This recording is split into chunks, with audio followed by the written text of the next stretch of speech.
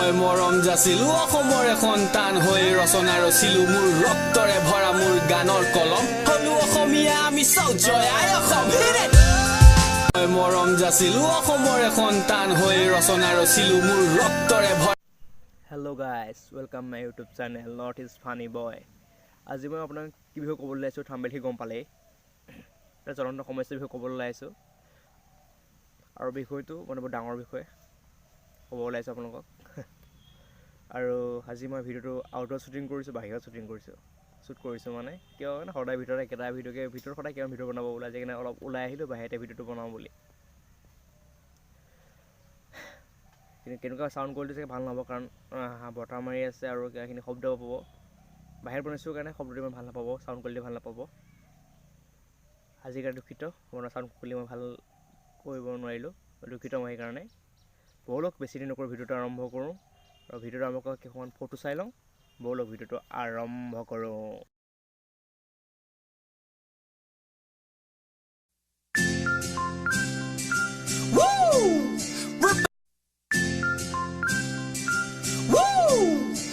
মৰম যাচিলো অসমৰে সন্তান হৈ ৰচনা ৰচিলো মোৰ ৰক্তৰে ভৰা মোৰ গানৰ কলম হলো অসমীয়া আমি চাও জয় ভিডিওটো ফটোখিনি চাই গম পালেই কেনেকুৱা কি হৈছে কেন প্ৰতিবাদ হৈ আছে অসমত জ্বলন্ত সমস্যা হৈছে কেব আপোনালোকক এটা কওক কেব আপোনালোকে কেব লাগে নে নালাগে আপোনালোকে মই কথা কওক আৰু কেবটো কি বস্তু আপোনালোকে গম পাইছে ইতিমধ্যে চবেই গম পালে কি বস্তু হয় কেবৰ বিষয়ে মই নকওঁ ডিম্পু দাই ভিডিওটোৰ আগতে কেবৰ বিষয়ে কৈ সম্পূৰ্ণভাৱে কৈ গৈছে তেওঁ আৰু মই ক'বলৈ লৈছোঁ আমি কেবৰ প্ৰতিবাদ কৰিব লাগে কাৰণ প্ৰতিবাদ নকৰিলে নহ'ব প্ৰতিবাদ কৰিব লাগিব শ্বহীদৰ মূল্য দিব লাগিব সেইকাৰণে মই আজি ক'বলৈ ওলাইছোঁ এই বিষয়টো আছে হেংদাং ধৰাই নাই ধৰিলে হেংদাং কিন্তু ৰক্ষা নাই সেইটো একদম পূৰা খাটি কথা যেতিয়ালৈকে আমাৰ মানুহখিনি একগোট নহয় বা জাগ্ৰত নহয় তেতিয়ালৈকে এই সমস্যা হ'ব কিন্তু গোটেই অসমবাসী ৰাইজ একেলগে হ'লে এই কেব কেতিয়াও হ'ব নোৱাৰে সেইটো মই আপোনালোকক এটা বিনম্ৰণ কৰিছোঁ প্ৰতিবাদ কৰক বা আমি ছ'চিয়েল মিডিয়াত থাকি বা এনেকৈ থাকিয়ে নহয় আমি বাহিৰলৈও যাম প্ৰতিবাদ কৰিব কাৰণ কিয় নাযাম প্ৰতিবাদ কৰিব আমি বাহিৰলৈও যাম আমি যাম ছ'চিয়েল মিডিয়াত থাকি এনেকৈ কৈ নাথাকোঁ আমি প্ৰতিবাদ কৰিবলৈ বাঢ়ি যাম কিন্তু অসমৰ ৰাইজ একগোট হৈ থাকিলে একগোট হৈ প্ৰতিবাদ কৰক কেব কেতিয়াও নাহে আমাৰ কেব মানে কেতিয়াও কেব হ'ব নোৱাৰে কেতিয়াও হ'ব নোৱাৰে সেইটো মই কৰিছোঁ কাৰণ মাননীয় মুখ্যমন্ত্ৰী ডাঙৰীয়া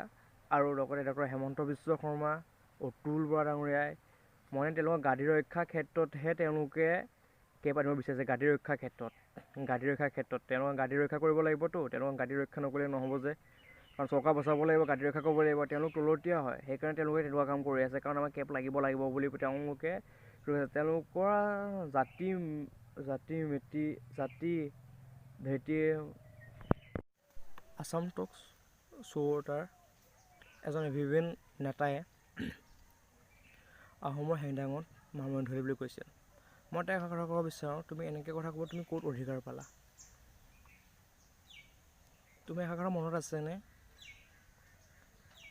লাচিত বৰফুকনদেৱে নৰিয়াৰ গাৰে শৰাইঘাট ৰণ কৰিছিল নিজৰ দেশৰ বাবে মমায়েকক কাটি পেলাইছিল তুমি এষাৰ তোমাৰ মনত নাই তোমাৰ জ্ঞানত একেবাৰে নাই তুমি জ্ঞান শূন্যহীন নেকি বাৰু তুমি অসমীয়া নহয় নেকি বাৰু তুমি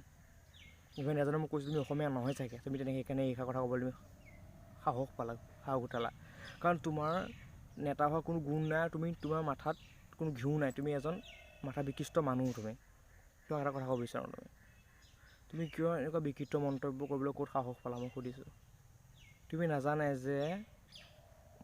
সেইখনৰ কিমান মূল্য আছে তুমি যেনেকৈ কথাষাৰ ক'লা তোমাৰ কথা কোনো মূল্য নাই তুমি এজন নেতা হোৱা কোনো যোগ্যতা নাই তোমাৰ ভাগৰ এজন নেতাজনে সকিয়াব বিচাৰোঁ তুমি যদি ইমানেই তোমাৰ দম আছে তুমি অসমীয়া নহয় শুনক তুমি যদি এনেকুৱা দম আছে তুমি এবাৰ বাহিৰে প্ৰতিবাদ কৰিছা তেনেকৈ তুমি প্ৰতিবাদ কৰিছা তেনেকৈ তুমি কৈছা যে বাহিৰত আহি তুমি এবাৰ এনেকৈ কৈছা টক শ্ব'তে কৈছা তেনেকৈ বাহিৰত আহি চবৰ সন্মুখত কৈছা অসমবাসী ৰাইজৰ আগত কৈছা তোমাৰ কি অৱস্থা হ'ব তুমি নিজে গম পাই চাবা তুমি এজন অসমীয়া নহয় তুমি এজন বাংলাদেশী হয় সেইকাৰণে তুমি কথা ক'বলৈ সাহস পালা তোমাৰ মাথাত কোনো ঘিউ নাই তুমি বিকৃত হৈছা তোমাৰ মাথা গৰম হৈছে পইচা লোভত পৰি তুমি তেনেকুৱা কাম কৰিবলৈ তুমি চাগে বাধ্য হৈছা তোমাৰ কোনো মাথাত ঘিউ নাই তুমি এজন নেতা হোৱাৰ কোনো যোগ্য নাই আজি কৈ দিলোঁ আৰু লাষ্টবাৰ তোমাক এটা সকিয়াই দিছোঁ আছে হেংদাৰ ধৰাই ধৰিলে হেংদাৰ ৰক্ষা নাই কিন্তু আজিলৈ ইমানতে সামৰিছোঁ ভিডিঅ'টো জয় অসম আকৌ লগ পাম আজিলৈ বাই ভিডিঅ'টো সমাপ্ত কৰিছোঁ বাই